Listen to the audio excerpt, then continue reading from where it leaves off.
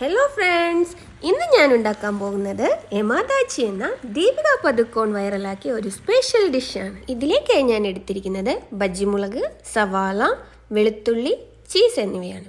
ഇതിനു വേണ്ടി ഞാൻ ആദ്യം മുളക് കട്ട് ചെയ്ത് അതിലെ അരി നീക്കം ചെയ്യുകയാണ്.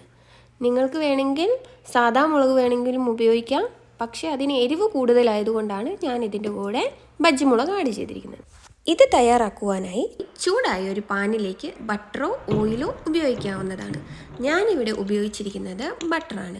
അതിനുശേഷം അതിലേക്ക് നമ്മൾ അരിഞ്ഞു വെച്ചിരിക്കുന്ന വെളുത്തുള്ളി, സവാള, മുളക് എന്നിവ ചേർത്ത് ഇളക്കുക. എല്ലാം ഒന്ന് വഴണ്ടു വരുമ്പോൾ അതിലേക്ക് ചീസ് ആഡ് ചെയ്യാവുന്നതാണ്.